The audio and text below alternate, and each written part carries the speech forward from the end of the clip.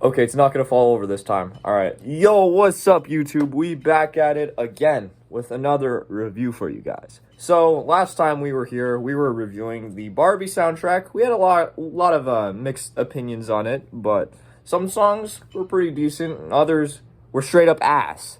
But, basically, since the actual Barbie movie has come out, we've decided to sit down and review it for you guys. So there's probably going to be like a spoiler warning because we're going to get really deep into spoilers, like, spoil the ending, like what happens, certain scenes that happen in the film, so just be warned. But with that in mind, let's get started. Yeah, so we actually went to Barbie on the premiere day, July 21st, and it was definitely an experience. The audience was definitely, like, there were a lot of, like, kids in the movie theater, and they were just, like, throughout the actual movie viewing experience, like, this movie has, like, a lot of, like, mature themes, political discussions. It talks about, like, the state of our society, and, like, gender roles, and they're just, like, the kids are just confused. They're like, what the hell's going on? I think if there's one thing to take away from this movie, it's that if you're planning on taking your kids to this movie, like, kids in the, 5 to 12 range, I do not recommend it because there's a reason why this movie is rated PG-13. Like the title itself, Barbie, and like basically the entire marketing behind this film. It's very ironic because it seems like, oh, it's like a nice sweet little cutesy little film, right? But there's like actually so much mature discussion in it. Like even I was confused at points. There's mature discussion. There's a lot of adult humor. There's just like there's social things that like kids those ages probably wouldn't get.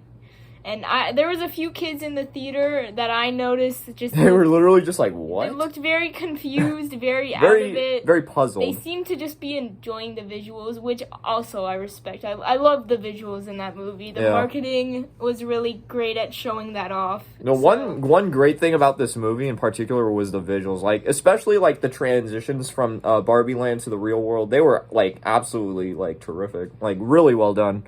Yeah, so I think that kind of brings us to our first category, which is visuals. I mean, A plus. Yes, visuals I don't think they could have done it any better, to be honest. Like, I think it was perfect. Like, there wasn't anything wrong with the visuals at all. I mean, the set design, like the outfits, the hair and makeup, like everything was perfect. And for each character, like they knew exactly what they were doing. And all of Margot Robbie's outfits on each of the premieres for different countries, like all of them are supposed to be like Barbie's outfits, and they're based off of specific Barbies. So that was really cool that they... Yeah, basically, like, the Barbie dream houses, when it turns into, like, Kentopia or what is it called? Kendom. Yeah, like, that's pretty cool, too. Just, like, all the transitions in general are my favorite parts. Yeah, the visuals were great. I found nothing wrong with that at all. And, it was really high quality. So, yeah, A+, like you said. Yeah.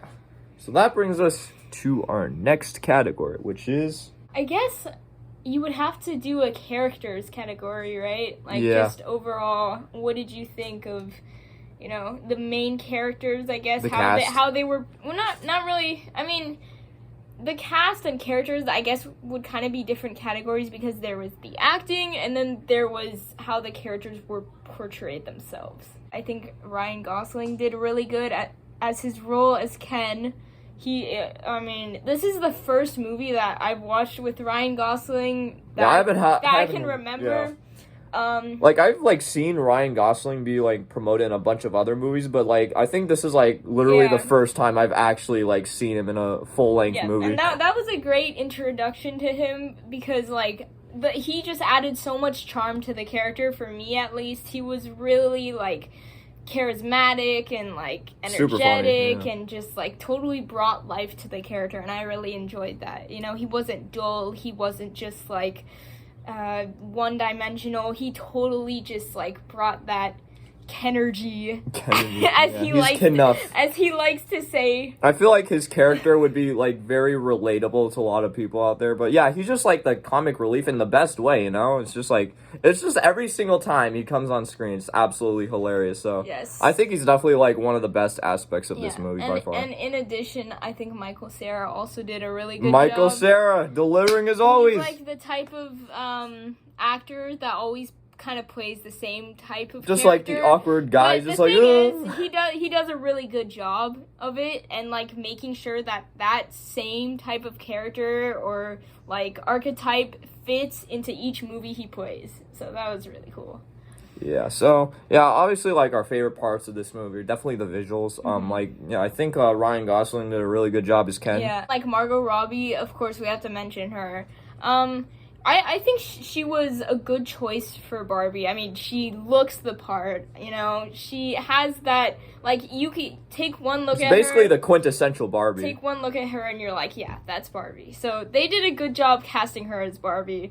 But, like, let's kind of slip into the actual personalities of the characters now, instead of talking about, you know. Yeah. Acting, which we just So, did. I guess this gets into the plot a little bit. So, you know, we start off, in the Barbie dream house, like, you know, how every day, like, feels, like, the exact same. So, obviously, the first real, like, glimpse of, like, this movie's plot comes in when, Barbie, as Margot Robbie, says, like, do you guys ever think about death? And then, like, suddenly the whole room just goes quiet. Yeah, so she's kind of, like, playing, like, the Barbie that is in the movie. She's very, a little bit more, like, on the emotional side than I expected. She started to get more in touch with, like, the real world, like Kamran said, like, when she was like, oh, do you guys ever think of death? Like, and then everyone's just really weirded out, and she has to try and cover it up so people don't think she's totally out of it. And that's, like, a common theme throughout the movie. It's just, like, deep existential crises. Yes. Like, it gets really, really philosophical at points, so it just makes your brain spin, like, what the hell, man? Like, you know, I expected the Barbie movie to be, like, deep in some, like, sort of form, because, you know, it's, like, you're going to the real world, and everything is different from how you once perceived everything to be. So, Margot Robbie as Barbie, like, while she was, like, the most introspective character, trying to, like, kind of understand herself and figure herself out after, like, being in the real world and, like, seeing, like, what it's really like, she kind of gets a little bit frustrated because she's not being treated the best, you know? Yeah. And, it's like the flip side, you know? Yeah, and Ken manages to sneak into Barbie's car while she's going to the real world, and, he makes his way to the real world, and he has a very different reaction to it than Barbie does. Because he seems to be treated, like, very well in comparison. Yeah, Barbie Land, he's kind of just treated as, like, oh, that's Barbie's boyfriend. He's just Ken, just an accessory. But when he goes to the real world, everyone's just totally respecting him and just treating him well, and like nobody's talking over him, and he just totally gets this confident boost, and he's like, oh yeah, this is awesome. Yeah, like in the Barbie Land, he kind of just like fades into the background, but in the real world, he actually feels like respected. Yeah, and Barbie on the flip side is feeling totally the opposite, and while she had this thought or the mindset before that Barbie totally changed the world, the real world, and like everyone's like all women are being respected and treated as well as they are in Barbie Land, she goes to the real world and finds the opposite is true, and she actually cries. Yeah, she cries for the first time. She cries for the first time, and she cries a lot throughout the movie. That's a big spoiler right there. That's the point I was trying to make earlier. It was very interesting. It's like, yeah, her character is very like emotional. Yes. We also get to introduce to some other characters, like the weird Barbie. You know, like, oh, you're not normal. You gotta visit the weird Barbie because like someone like messed with her. Like, yeah, whoever was playing with you in the real world like reflected how you were in Barbie Land, and so I guess whoever was playing with weird Barbie was scribbling all over her and like tearing her hair out, setting her hair on fire or something. Yeah, and now that is how she looks. And she's like doing the splits. Yes. Just all the time. She's weird Barbie. And yeah, I think Weird Barbie was like an entertaining character for sure. Yeah. Another good like comic relief. Yeah, and so that kind of leads into why Barbie, they call it in the movie stereotypical Barbie, Margot Robbie, why she was having thoughts of death and acting all weird and crying. And so basically the reason why was because whoever was like playing with her was kind of projecting onto stereotypical Barbie and was making her have thoughts of death because whoever was playing with her was having thoughts of death herself. And we find out that this person is the mother of someone who played with Barbies as a kid. And so this mother then found her daughter's old Barbies and started playing with them again because she felt lonely, as the movie puts it. So this scene is like really important, but basically Barbie's going back to the real world, right? So basically they go on this journey back to the real world, Barbie and Ken. And so when Barbie's in the real world, she goes by this like lunch table. It's like a group of girls, right? And they're all talking about how like Barbie dolls like literally destroyed society. They destroyed like, gender roles, like women's roles in society by like especially like hypersexualizing them and Barbie thinks like, well, that's not what it's all about. It's about being yourself. So I think this is like a very like important scene. Yeah, so basically like to put it more in context, like Barbie goes to like I think it's a middle school to try and figure out who's playing with her because she still doesn't know. And so because she had visions earlier of who was playing with her, and it was this girl called Sarah, I think. And so she asks around and she asks, oh, well, where can I find Sarah? And so this boy tells her, oh, Sarah's at that table, but you don't want to mess with her because she'll destroy you. And then, then Barbie's weird. Like, oh, I'm Barbie, I can handle it. And she goes to the lunch table, and like Kamran said, Sarah is talking about how, like, no, we don't like you, like, nobody likes Barbie anymore, and then Barbie is just kind of, like, totally in shock, and she's like, no, like, it's about empowering women, like, all you're saying is the opposite of what we were trying to do. And then this girl, Sarah, just keeps insulting her to the point where Barbie breaks down in tears and runs away. And then eventually she gets arrested. Oh yeah, and then she goes to jail. Yes. So basically, so what's also important in this movie is that since Ken is basically enjoying the real world so much, he basically goes back to Barbie Land and he turns it into this like whole like full-fledged like male like apocalypse. Like was it like it's Kendom, and basically he's basically turning Barbie Land on its head with all these. So basically he tells the other Kens what he saw in the real world and starts telling them about how men act and like it's all about going to the gym, just pushing it, acting like bros. Yeah, he's like getting Sigma male in here, It's like watching so much Andrew Tate. All the Kens, like, they kind of learn what the original Ken is telling them, and so they're kind of adapting to these ways. They're like, yeah, like, this is a lot better than Barbie Land where we're treated like nothing. And so that part comes back later on because then Barbie, when she gets out of jail, I'm pretty sure it was for, like, I don't know, because people thought she was, like, impersonating someone, because nobody believed she was, like, the real Barbie at first, Those girls just thought, like, oh, she's some crazy lady who thinks she's Barbie. But eventually she gets out, and she is going back to Barbie Land with Sarah and her mother, because her mother figures out that, oh, Barbie, like the actual Barbie, has come to the real world because she overhears a conversation between the Mattel, like, executives and CEO talking about how Barbie and Ken came to the real world. And so she figures out, oh, this is really Barbie. And so she chases after Barbie and is like, oh, Barbie, like, you have to come with us, like, come in my car.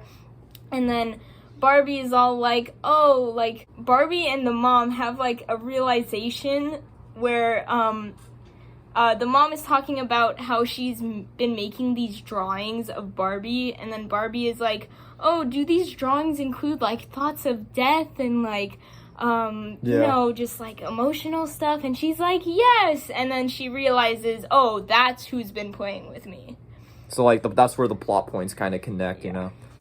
Barbie comes back to Barbie Land and sees its Kendom, and all the other Barbies are basically acting as like maids or like waitresses for the other Kens. Yeah, so like, basically the roles are reversed. Yeah, like President Barbie is now just like some cheerleader or like things like that. And so Barbie is just really pissed off about this. She's like this is totally wrong, like this is not what I'm used to, you know. And she kind of is just breaking down a little bit, and she's like, Ken, what have you done? And Ken's just like, no, this is how it's supposed to be. And he's like, yeah, there's really, an important part here, because he's like, how does it feel, you know? Yeah, exactly. And so, then you get to the part where the mom starts talking to each of these Barbies that have been brainwashed by the Kens, and starts telling them about like, oh, well, there's always the double standard that women have to go through in life. And she starts giving this pep talk to one Barbie, and that snaps that Barbie out of it. I think it was like President Barbie or something like that. And stereotypical Barbie realizes what that pep talk did. And she's like, oh, we have to do this for all the other Barbies so they can turn back to normal and realize what their life actually was before. And so this happens, and eventually all the Barbies are getting back to normal, but the problem is Kendom is still a thing. So then they come up with the plan to put the Kens up against each other. So like they have to all fight each other in order for things to go back to normal. Their way of doing this is Barbie is basically set up, and she's like, okay, I'm gonna pretend that like I want to be Ken's girlfriend now, and I'll start hanging out with him, and then I'll start talking to other Kens and make him jealous that I'm talking to other Kens. And she tells the other Barbies to go and do the same thing. So that happens, and they put the Kens up against each other. And there's like a real cool song that comes in. It's like, I'm just Ken, anywhere else I'd be a 10. And like, yeah, basically, yeah. So they're all playing their guitars, and like all the Barbies are trying to like pretend to be interested. Like, oh yeah, it's so interesting. And then basically Barbie just like, you know, pretends to have a text message on her phone as if she's not interested anymore. So that basically causes the whole thing to, you know, go to a head. She pretends to do that, like as if she's texting another Ken, and then she goes to another Ken who's playing guitar to a different Barbie, and she's like, oh, that song, like it sounds really good, you know. So just trying to get the Kens jealous of each other. And then all the Kens eventually break out into a big fight, and then a random musical number comes in, and then suddenly everything is normal again. Yeah, so basically everything goes to normal, right? So, like all the Kens and this all happens on the day where they were supposed to change Barbie Land's constitution to make it Kendom. Yeah. So that's why it was specifically planned to be on that day. So basically all the Barbies are put in their like positions again, and the Kens are kind of faded into the background as like the beginning of the movie. It was. Yeah. So it's basically kind of, I guess, reflective of our world today, you know, with men having, I guess, a lot of the dominant jobs, and then women kind of, you know, into the background. I guess, like, that's what the movie was trying to portray. Because in Barbie Land, it's like the women have the superior jobs, and the men are, like, lower class citizens, it's like the flip side, you know? Yeah. So that was interesting. But, I guess going back to my opinion on it, I think that this movie, while it was definitely enjoyable at times and it was just fun to look at, I think the political commentary went a little bit too far, because this movie almost made it look like a matriarchy could work. Like, that's the superior choice. It was, like, very much of, like, a heavy-handed message at times. Like, is this a feminist movie?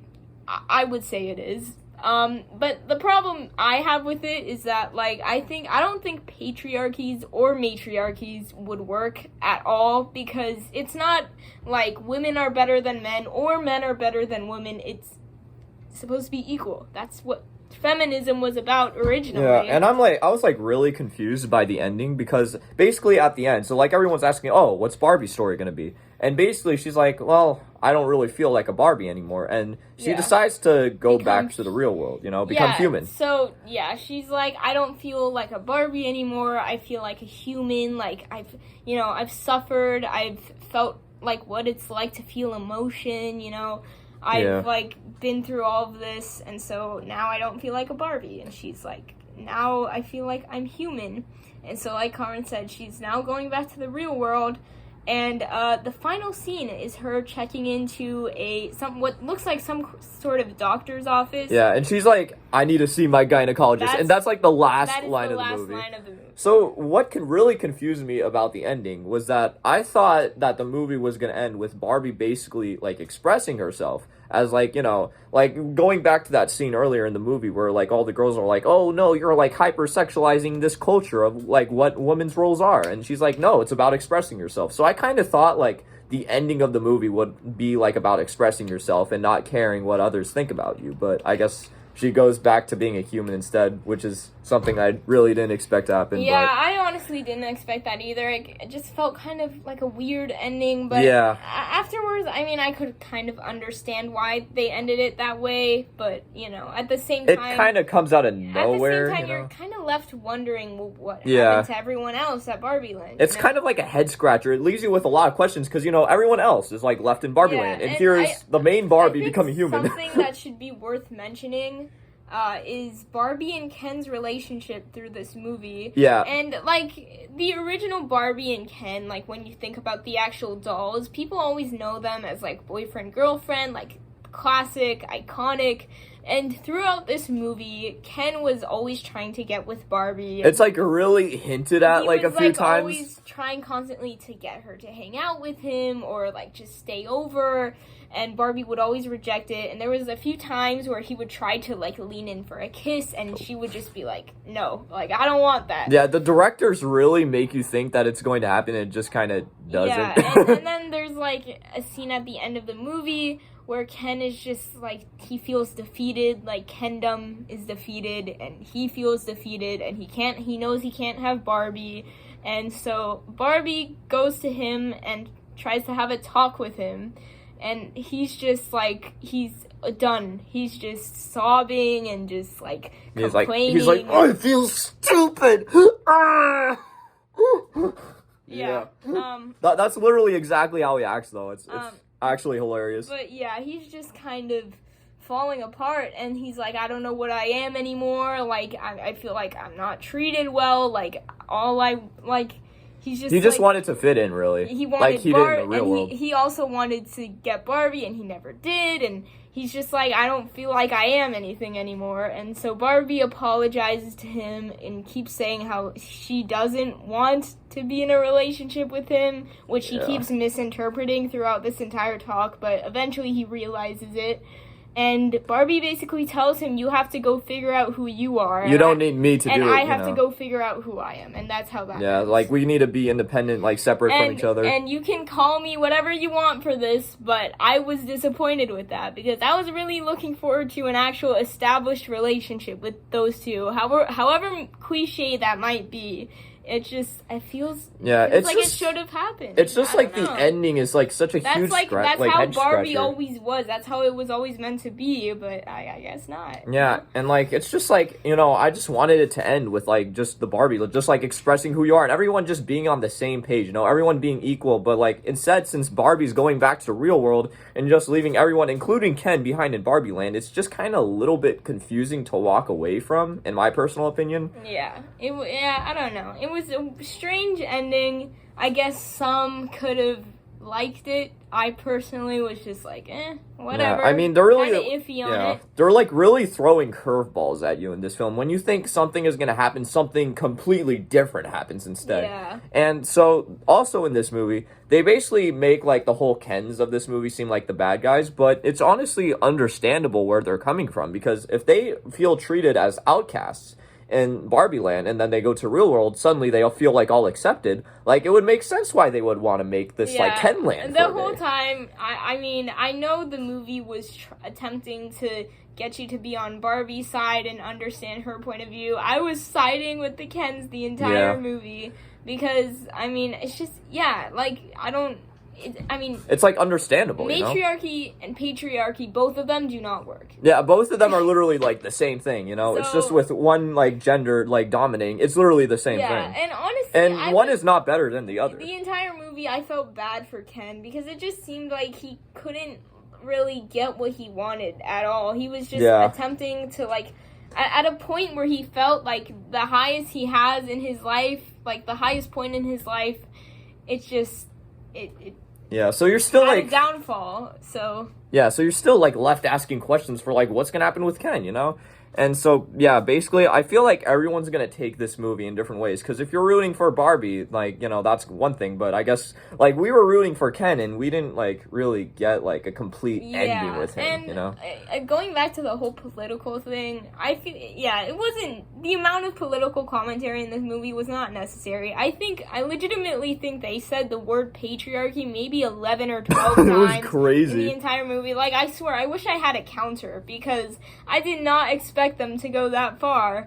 But what's really funny is how people interpret this movie. You can kind of have a good idea of what their ideologies are based on how they see it. It's like this movie almost felt like a documentary at times, you know, especially like with this like monologue the mom was doing for like 5 minutes about this double standard of women. It really felt like I was like watching a documentary. Like, what is a woman anymore? You know, like women have to do this, but they also have to do this, but they have to do this. Like, it's really much like a philosophy lesson. And the musical numbers were pretty hilarious. Oh yeah, I still like the Ken song. The like Ken I'm song, just Ken anywhere else I'd be a 10. It was very interesting to watch. It was definitely entertaining, I will say that. There wasn't a moment where I was really bored or anything. Yeah, I think it's a really, like, definitely an original, like, idea for a movie, too. Like, for a movie such as Barbie, you think, oh, this is just a shameless ripoff, you know? This movie's gonna suck. They're just pandering. But like, this movie actually, like, takes, like, this concept and makes, like, an original statement out of it, which I appreciate. Like, I see, like, there's some people on the internet who are, like, totally ripping on this movie, just tearing it to shreds. But, like, you have to admit, there's some parts that are just fun. There's some, like, dumb fun in this film, you know? Like... With Alan and Ken as Ryan Gosling. Yeah, it's just... Yeah, there's some parts that are just, like, okay, you have to appreciate this. Like, and there's some parts where, yes, I was kind of annoyed with, like, it's not necessary, but there was also parts where I was like, yeah, this is great. So like overall, I wouldn't say this is like a movie like I'd like casually just rewatch, but I don't think it's like entirely bad either. Overall, I think it's like a pretty decent viewing experience. So like if I were to give it a score, I'd probably give it like a 6.8 out of 10. It's like pretty good. Not the best, but pretty decent film. Yeah, I'm kind of hovering between a 6.6 and a 6.7 out of 10. But I'll probably go with 6.7 just because, like, when it was good, it was really good. Yeah. And when it was bad, it was just kind of like, it was kind of like get it over an eye roller. Kind of uncomfortable to watch, but again, when it was good, it was really good. Dude, I'm gonna like wake up with like so many mosquito bites because these flies have been insane. Like my legs are like so itchy right now. This is actually crazy. I know this is like off topic, but like I'm actually gonna wake up with like 10 bug bites tomorrow. Yeah, basically, the like highlights of the movie really shine. Other times you're just kind of like, what the hell is this? But like, you know, I guess there's a little bit of everything in this movie. It's kind of a mess, but like, you know, it's definitely like an entertaining experience for sure. And I had a lot of fun with it. Yeah, a fun mess. Yes. Yeah. So that's basically gonna wrap up the review. And yeah, we might do some upcoming reviews in the future in this exact same location. So yeah, stay tuned for that. And with that, peace.